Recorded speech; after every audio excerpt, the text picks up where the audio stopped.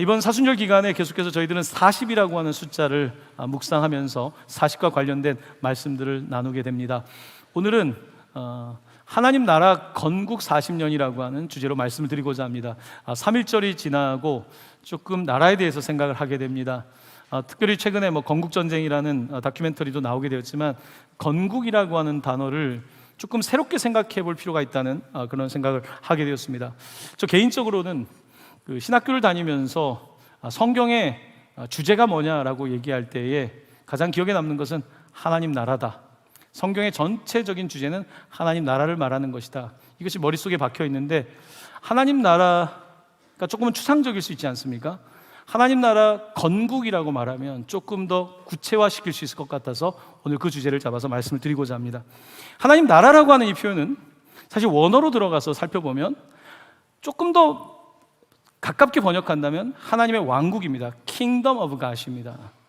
하나님의 왕국과 하나님의 나라는 느낌이 다르죠.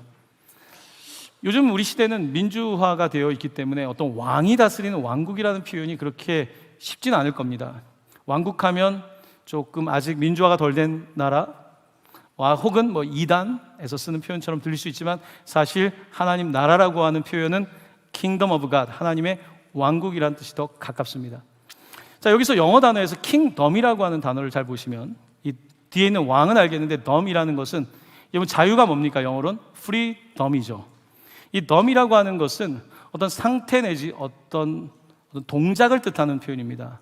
그 킹덤이라고 하는 것은 하나님이 왕이 되시는 하나의 어떤 행동, 하나님이 되게 하시는 어떤 활동, 액티비티를 포함하는 뜻을 담고 있습니다.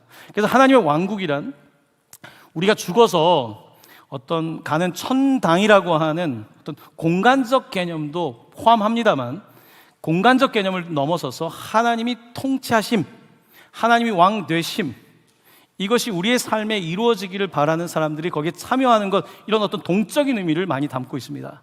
그런 의미에서 하나님의 왕국이 어떻게 건국되는가, 하나님의 나라는 어떻게, 하나님의 왕국은 어떻게 우리의 삶에서 실현되는가, 여기에 좀 초점을 두고 여러분과 말씀을 나누고자 합니다. 자, 성경에서 나라라고 하는 표현이 어디서부터 등장할까요? 여러분들 설교 노트를 보시면서 저와 함께 좀 말씀을 따라가시면 좋을 것 같은데요. 첫 번째, 성경이 증언하는 하나님의 나라의 시작과 방법은 무엇인가? 성경에서 나라라고 하는 단어가 처음 나오는 것은 어디냐면 창세기 10장입니다. 지난주에 들었던 노아의 홍수 사건 이후에 그 세 아들로부터 특별히 언어와 종족과 나라들이 생겨났다고 성경은 말씀하고 있는데, 더 먼저 거슬러 올라가면 나라와 관련된 첫 번째 표현은 창세기 1장에 등장하고 있습니다. 창세기 1장 27에서 28절인데요. 전체는 아니고 조금 요약된 부분입니다. 같이 한번 말씀을 화면을 보면서 읽어보도록 하겠습니다. 하나님이 자기 형상 곧 하나님의 형상대로 사람을 창조하시되 모든 생물을 다스리라 하시니라. 아멘. 마지막 다스리라, 룰이라는 표현을 쓰고 있습니다. 하나님께서는 6일 동안 세상을 창조하시고 6일째 날에 마지막 클라이막스에 사람을 하나님의 형상대로 창조하셨고 7째 날에 안식하셨습니다. 하나님께서는 사람들에게 뭐라고 하셨냐면 모든 생물을 다스리라고 말씀하셨습니다. 다스린다가 바로 나라와 관련된 거죠. 바로 다스림에 대해서 하나님께서는 처음부터 말씀하셨습니다. 이 세상은 다 하나님께 속한 것입니다. 하나님이 다스리는 것입니다. 근데 하나님께서는 그 다스림을 할 수 있는 역할을 사람에게 부여하신 것입니다. 하나님의 형상을 닮은 이 존재만이 세상을 다스릴 수 있습니다. 그냥 존재하는 것이 아니라 다스린다라고 하는 개념이 사람에게 적용되고 있는 것입니다. 하나님께서는 세상을 창조하시고 나서 내버려 두는 분이 아닙니다. 내팽개 두는 분이 아닙니다. 자식을 낳고 나서 그냥 내팽개 두는 부모는 좋은 부모가 아니겠죠. 우리는 그 자녀를 다스려야 되는 것입니다. 그 자녀를 잘 양육하고 다스려서 바로 이 세상에서 잘 살아갈 수 있도록 해야 되는 책임이 있죠. 하나님께서는 이 세상의 모든 만물들을 우리에게 맡기시며 잘 다스리라고 하나님의 킹덤, 하나님이 왕이 되시는 나라를 잘 활동할 수 있도록 그와 같은 나라를 만들라고 하신 것입니다. 자, 그럼에도 불구하고 사람들은 하나님의 킹덤을 구하기보다는 내 위주로 생각을 한 거죠. 그래서 내가 왕이 되려고 하고 내가 모든 것의 주인이 되려고 한 것입니다. 바로 죄가 세상에 바로 우리에게 들어온 것입니다. 죄는 더 깊어지기 시작했고요. 아담의 10대 손인 노아 때에 이르러서 홍수의 심판이 있게 됩니다. 그리고 나서 그의 자녀들을 통해서 나라와 민족과 족속들이 더욱더 생겨나기 시작하는데요. 자, 이제 나라와 민족과 족속들이 더 퍼져나가기 시작하면서 문제가 생겼습니다. 이제 언어가 서로 달라지고 여러 가지 문제들이 더 생겨나지 않겠습니까? 자, 이런 시대를 살아가면서 그들이 주장했던 것이 있었습니다. 창세기 11장 4절입니다. 바벨탑 사건의 이야기입니다. 우리가 성읍과 탑을 건설하여 그 탑 꼭대기를 하늘에 닿게 하여 우리 이름을 내고 온 지면에 흩어짐을 면하자. 사람들은 우리가 그렇죠. 동물의 세계와는 다르게 모여야 살잖아요. 지방에 땅이 많다고 해도 우리가 모이지 않습니까? 이건 인간의 기본적인 어떤 본능이거든요. 사람들이 모이면 어떡할까요? 뭔가 힘이 쌓이겠죠. 권력이 쌓이겠죠. 탑 꼭대기를 만들게 되는 것입니다. 그래서 우리의 이름을 내자, 흩어지지 말자, 권력의 집중화가 생기는 것입니다. 바벨 사건은 권력의 집중화를 뜻합니다. 하나님 중심의 문명이 아니라 인간 중심의 문명이 생기는 것을 말하고 있는 것입니다. 바로 그와 같은 세상이 만들어지고 킹덤 오브 갓, 하나님의 나라라기보다는, 하나님의 왕국이라기보다는 사람들이 자신들의 왕국을 세우기 시작했고 왕들이 일어나기 시작하면서 세상에는 끊임없는 전쟁과 고통이 더욱더 심화되는 것입니다. 바로 이것이 성경이 증언하고 있는 하나님 나라로부터, 하나님의 왕국으로부터, 킹덤으로부터 멀어지는 우리의 모습일 것입니다. 자, 두 번째 설교 노트의 두 번째를 보시면, 그러면 죄가 들어온 세상을 다시 하나님의 나라로 변화시킬 계획은 무엇인가? 죄가 세상에 들어왔는데 하나님은 그러면 그 다음에 어떤 대안을 가지고 계신가의 문제입니다. 하나님께서는 거기에 대한 대안을 찾으셨는데요. 그 대안은 누구였냐면 한 사람이었습니다. 그 한 사람의 이름은 아브라함이었습니다. 창세기 12장 2절 말씀입니다. 같이 말씀을 봉독합니다. 내가 너로 큰 민족을 이루고 내게 복을 주어 내 이름을 창대하게 하리니 너는 복이 될지라. 아멘. 하나님께서는 아브라함을 부르시면 내가 너로, 한 개인을 불러서 너로 하여금 큰 민족이라는 표현은 nation이라는 표현입니다. A great nation, 큰 민족을, 큰 나라를 이루겠다. 그리고 너에게 복을 줘서 너로 하여금 창대하게 하겠다라는 말씀을 세우신 것입니다. 말씀을 주신 것입니다.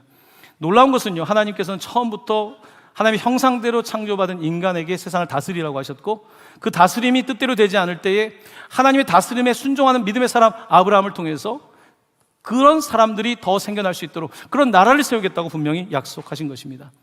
그러니까 문제도 사람이고 대안도 사람인 것입니다. 문제도 사람이 일으켰고, 하나님께서 그 문제를 해결하는 방법으로 그냥 하나님이 다 하는 것이 아니라 사람을 세워서 일을 하시는 것을 분명히 말씀하고 있는 것입니다. 내가 문제가 되는 사람이 될 수도 있지만 내가 해결책이 되고 대안이 될 수가 있는 것입니다. 하나님께서는 바로 그 역사 속에서, 그 세상 한가운데서 아브라함을 부르신 것입니다. 오늘 하나님께서는 바로 또한 그 한 사람을 찾고 계시는 것입니다. 하나님께서는 이 아브라함을 통해서 A great nation, 큰 나라를 만들겠다고 말씀하셨을 뿐만 아니라 그것을 넘어서는 놀라운 비전을 말씀해 주십니다. 창세기 17장으로 넘어가면 4절 5절의 말씀입니다. 보라, 내 언약이 너와 함께 있으니 너는 이번에는 여러 민족의 아버지가 될지라. 이제 후로는 내 이름을 아브람이라 하지 아니하고 아브라함이라 하리니 이는 내가 너를 여러 민족의 아버지가 되게 함이니라. 자, 여러 민족이라는 표현이 나옵니다. All nations, 열방이라 그러죠. 내가 너로 하여금 한 나라의 아버지일 뿐만 아니라 all nations, 여러 나라들의 아버지가 되게 한다고 말씀하고 있습니다. 그러면 하나님께서는 그의 이름에 변화를 주시죠. 원래 그의 이름은 아브람이었습니다. 아브람. 여기서 아브는 아버지란 말입니다. 우리도 아버지. 이 아버지라는 표현은 어디나 비슷합니다. 아브, 나중에 아바.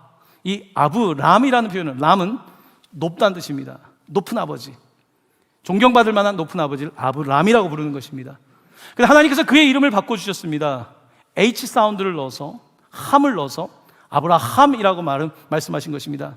이 H는 하몬이라고 하는 어떤 많은 사람을 뜻하는 여기서 온 표현입니다. 아브라함이라고 말할 때는 너는 많은 사람들의 아버지가 될 것이다. All nations, 열방의 아버지가 될 거라고 말씀하신 것입니다.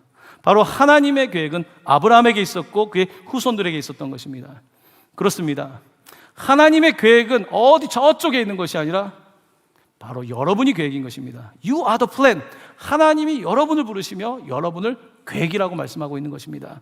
특별히 하나님께 믿음으로 순종하는 사람이 하나님의 계획인 것입니다. 아브라함이 계획인 것입니다. 옆에 있는 사람에게 이렇게 말씀하시면 좋겠습니다. 형제님이 자매님이 계획이랍니다 라고 한번 말씀하시면 되겠습니다. 형제님이 자매님이 하나님의 계획이시랍니다. 믿어지십니까? 믿어지십니까? 저분의 아닙니다. You are the plan.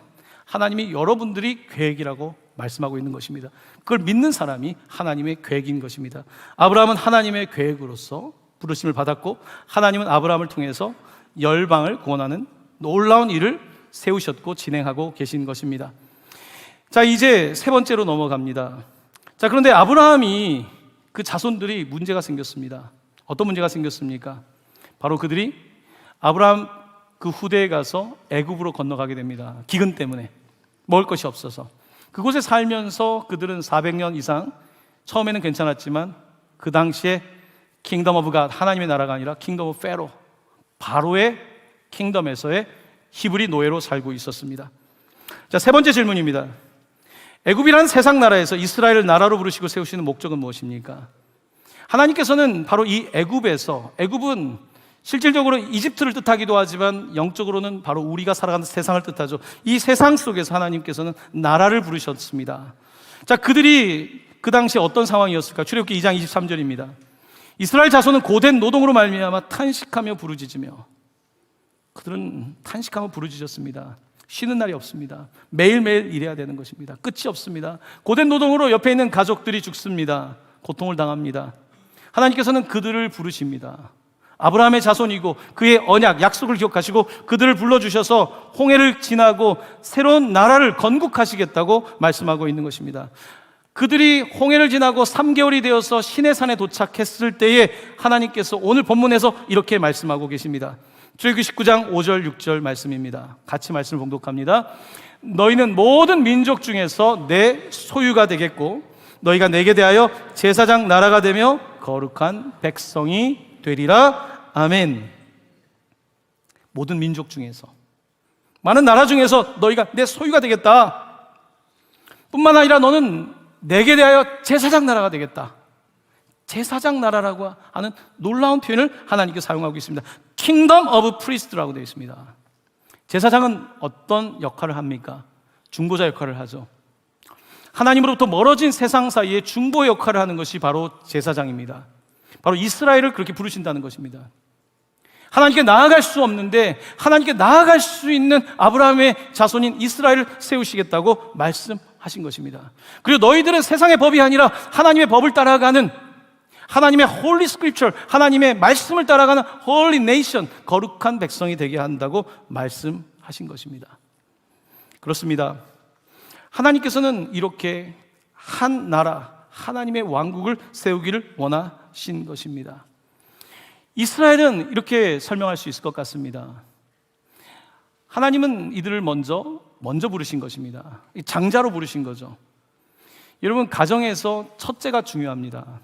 첫째가 어떻게 하냐에 따라서 둘째, 셋째가 따라가는 거거든요. 그러니까 하나님께 제사장 나라를 세웠다는 것은 하나의 모델 네이션, 하나의 모델이 되는 나라를 세우겠다는 것입니다. 모델이 되는 방식을 세우겠다는 것입니다. 이스라엘이 애굽보다 또 뛰어나서가 아닙니다.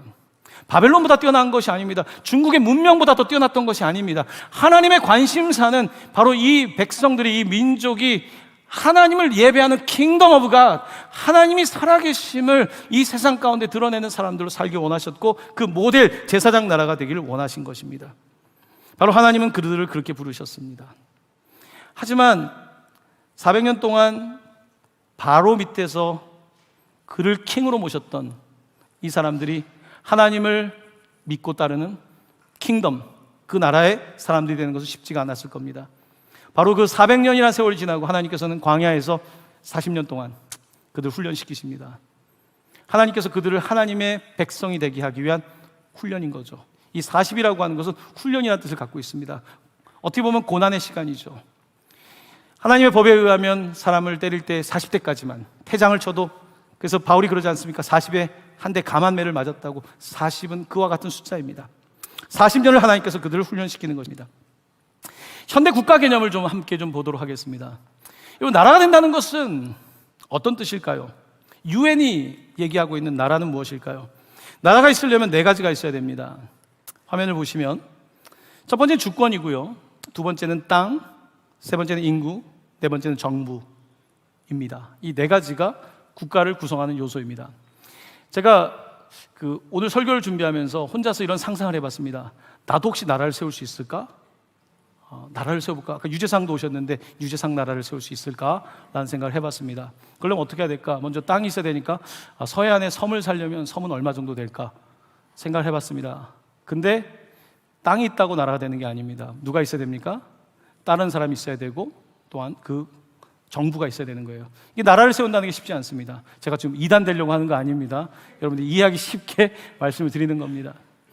자, 이 히브리 노예들은 이집트 땅에서 주권이 없었습니다. 그리고 그들은 땅도 없었습니다. 당연히 정부도 없었고요. 그들은 단지 인구만 많았습니다. 300만 넘는 인구만이 그곳에 있었습니다. 자, 이들은 아직 나라가 아닙니다. 민족이긴 해요. 같은 언어를 쓰니까. 하지만 그들은 아직 네이션이라고 말할 수 있는, 아직 킹덤이라고 말할 수 있는 그런 상태는 아니었습니다.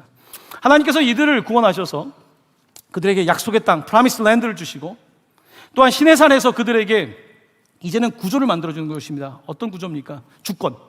이제 너희들은 더 이상 바로 왕의 주권 아래 있지 않고 하나님의 킹덤의 주권 아래 있고, 너희들에게 그 주권을 주시고 뿐만 아니라 그 주권을 따라가는 법을 주시는 것입니다. 시내산에서 법을 주시며 그들에게 거버먼트, 하나님이 기뻐하시는 하나의 시스템을 만들어 주기를 원하셨던 것이죠. 법과 제도를 만들어 주는 것입니다.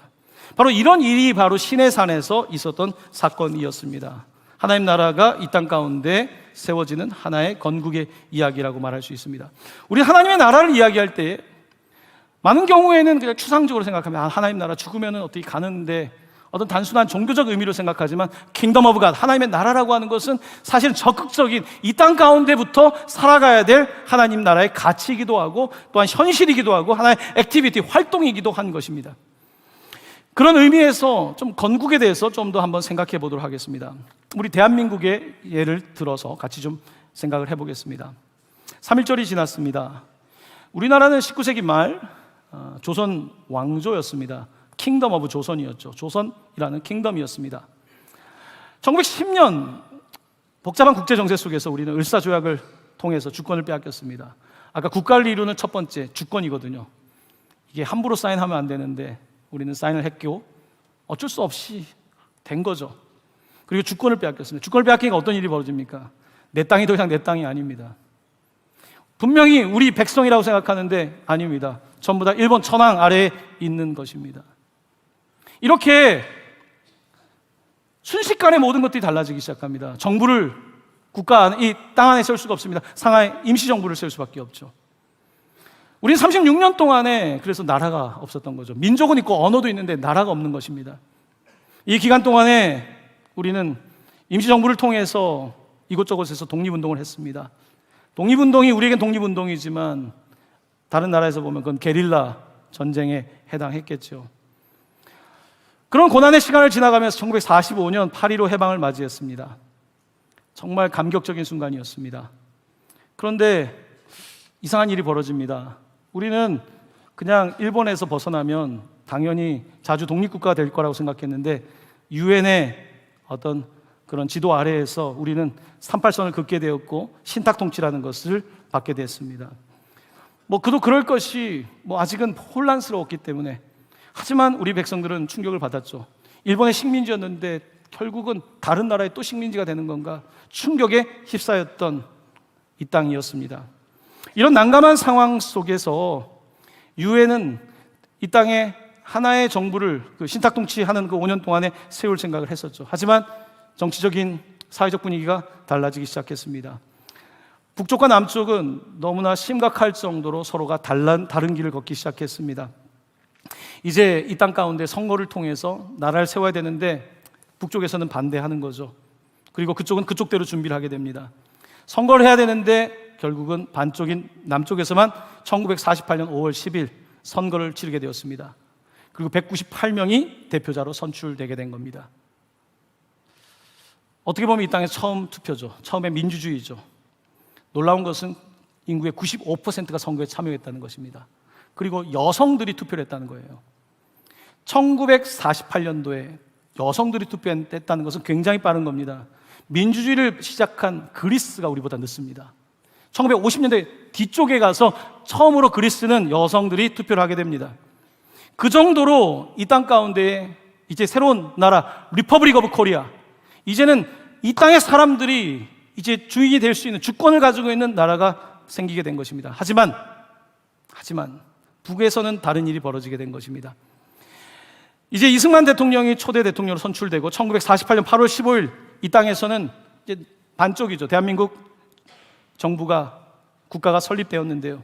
북쪽에서는 바로 그로부터 20일도 되지 않아서 1948년 9월 9일 조선인민민주주의 공화국이 생기게 된 겁니다. 그쪽도 공화국이죠. 리퍼블릭이죠. 백성이 중심된다고 하는데 전혀 다른 길을 두 나라는 걷게 된 것입니다. 안타깝게도 분명히 유엔은 이 남쪽에 세워진 대한민국만을 유일한 정식 국가로 선포했지만 당시 냉전 시대였기 때문에 유엔에 가입되어 있는 소련과 나중에 들어온 중국, 이런 견제가 만만치 않았고 결국은 이 땅 가운데 통일은 기회를 놓치게 되었습니다. 전쟁이 끝났고 무언가 노력했지만 꿈에도 소원은 통일이라고 말했지만 통일은 우리에게 너무나 먼 일이었습니다. 세상이 많이 바뀌었죠. 냉전이 끝나고 1991년도 남북한은 동시에 유엔에 가입하게 되었습니다. 이 말은 무슨 뜻입니까? 이제는 한반도 땅에는 두 개의 나라가 존재한다는 것입니다. 이제 유엔 동시 가입을 통해서 법적으로 우리는 두 개의 나라가 된 것입니다.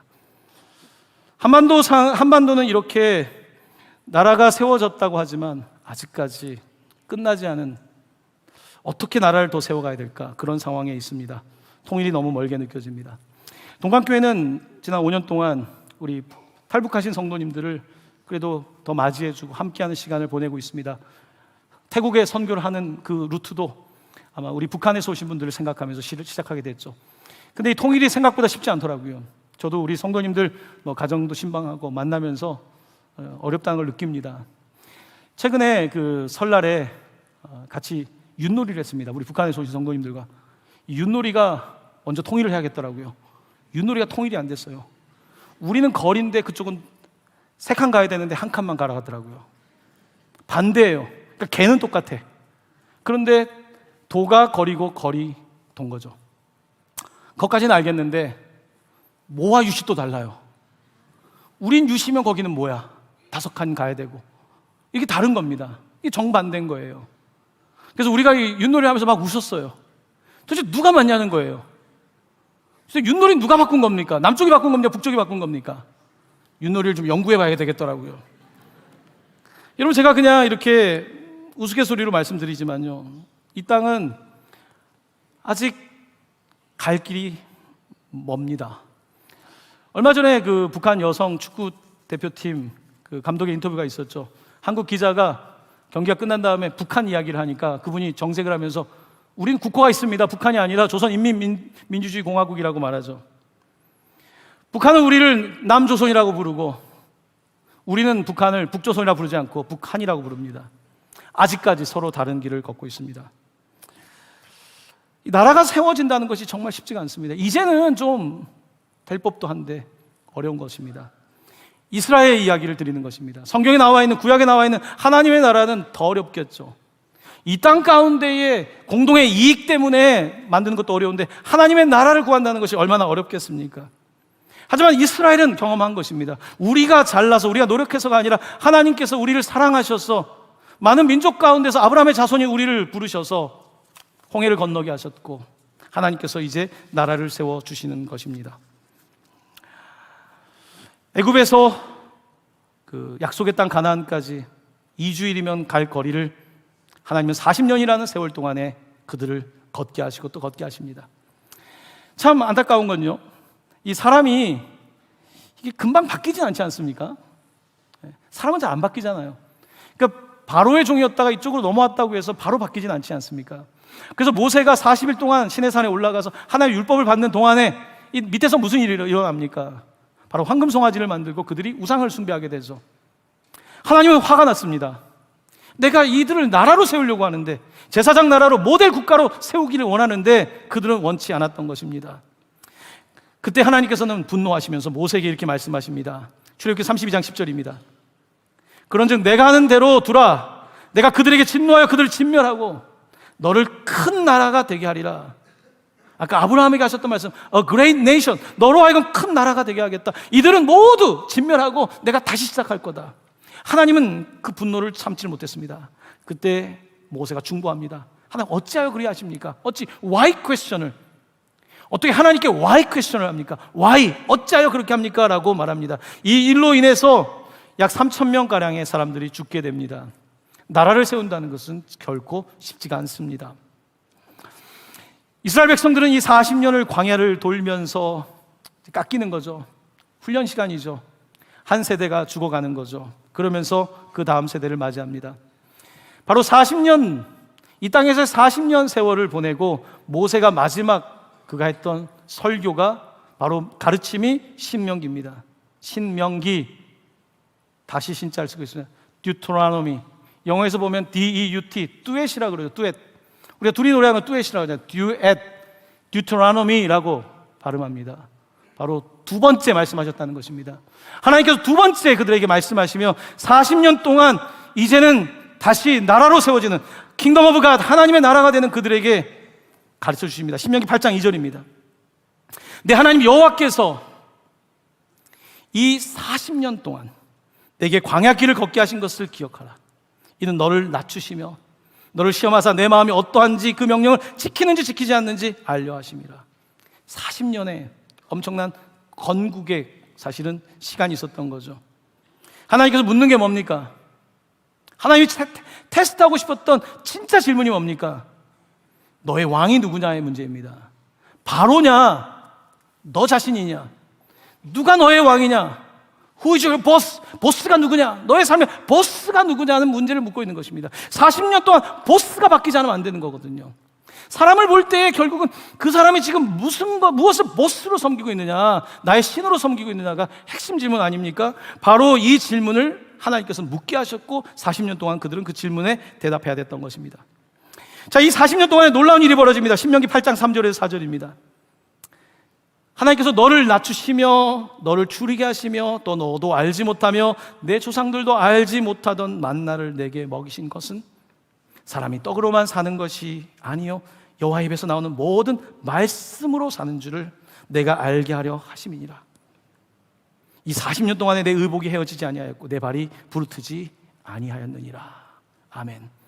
이 40년 동안 하나님께서 다스려도 된다는 것입니다. 하나님이 다스리시면 되고 우리가 하나님의 뜻을 받들어 하나님의 형상을 따라 이 땅을 다스리면 된다는 것입니다. 하지만 우리는 하나님의 뜻을 따른 킹덤 오브 갓, 하나님을 왕이 되게 하는 것이 아니라 우리 자신이 원하는 왕국을, 바벨탑을 쌓는 사람들이 된 것입니다. 이제 다섯 번째입니다. 이제 이 이야기는 그 다음으로 넘어가게 됩니다. 이제 이스라엘은 약속의 땅으로 가게 되고 나라를 세우게 되죠. 근데 이 나라에는 지도자를 세우시는데 하나님께서 사사를 통해서 그때그때 세우시는 거예요. 좀 안정적이지 않다라고 생각할 수 있지 않습니까? 이스라엘 백성들은 이 사사기 시대를 지나가면서 뭔가 좀 이상합니다. 답답합니다. 마지막 사사 사무엘, 그때 사무엘상 8장 5절입니다. 그래서 이렇게 이야기를 합니다. 모든 나라와 같이 우리에게 왕을 세워 우리를 다스리게 하소서. 하나님 입장에서 충격적인 이야기죠. 하나님이 킹덤, 하나님이 왕이신데 다른 나라처럼 우리도 왕을 세워 우리를 다스리게 해달라고. 과연 믿을 수 없는 말을 그들은 하게 됩니다. 왕을 세웁니다. 사울 왕을 세우고 다윗을 세우고 솔로몬을 세우고 바로 남과 북의 그 작은 나라에 42명의 왕이 세워졌습니다. 하지만 그 왕들은 누구도 하나님 같지 않았습니다. 그 왕들은 모두 사적인 이익을 따라 살았습니다. 물론 조금 좋은 왕이 있었지만 그들은 너무나 흠이 많은 사람들이었습니다. 왕정은 무너지게 되었고 이제 예루살렘은 무너지게 되었고 그들은 페르시아의 지배를 받고 헬라 제국의 지배를 받고 로마의 지배를 받게 됩니다. 그리고 드디어 때가 되었습니다. 이제 하나님께서 보여주고 싶으셨던 왕 중의 왕이 이 땅 가운데 오십니다. 그 왕은 다른 왕이었습니다. 우리가 생각하는 왕이 아니라 그는 구유에 태어나셨고 우리가 생각하는 그런 왕이 아니었습니다. 가난한 사람과 아픈 사람과 정말 소망이 없는 사람들의 친구가 되어주셨던 그런 왕이었습니다. 그는 십자가에 달려 돌아가시며 하나님의 왕국을, 킹덤 오브 갓을 실질적으로 이루어질 수 있도록 자신을 던진 것입니다. 추상적인, 철학적인 어떤 이념을 선포하거나 자기의 사심을 가지고 사신 것이 아니라 철저하게 하나님 나라를 위해서 자신을 들이셨습니다. 바로 그를 통해서 하나님의 나라가 이루어진 것입니다. 놀라운 하나님의 나라가 이루어지는 그 스토리가 예수 그리스도를 통하여서 우리 가운데 나타나게 된 것입니다.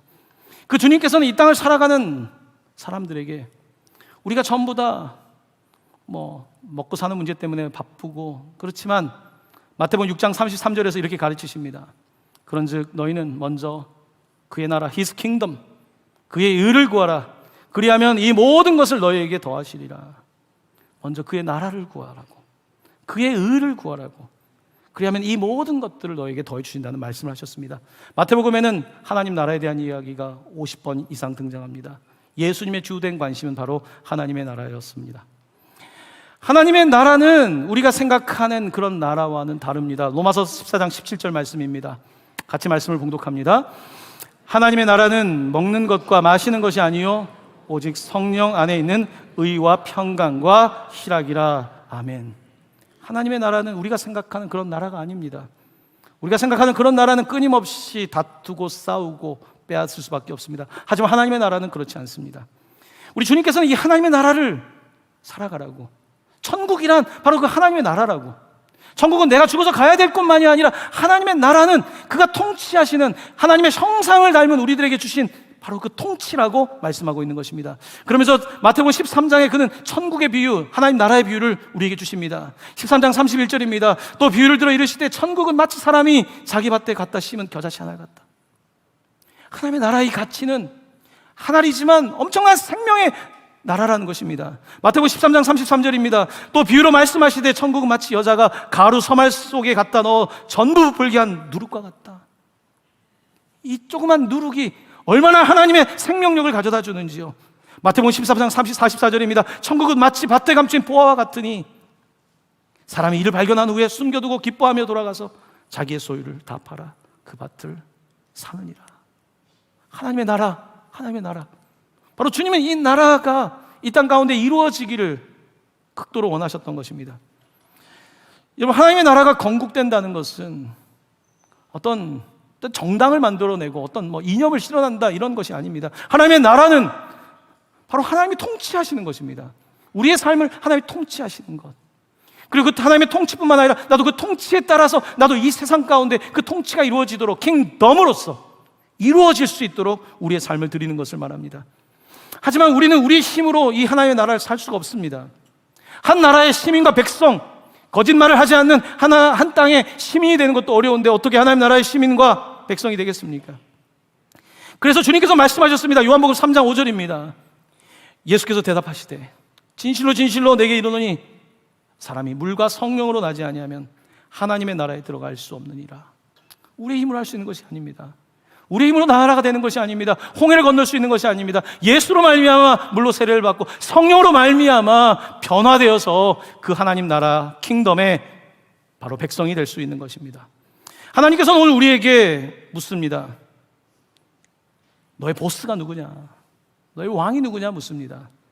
이 질문 앞에 우리는 서 있는 것입니다. 하나님 그 한 사람을 찾는 것입니다. 하나님의 나라를 구하는 한 사람.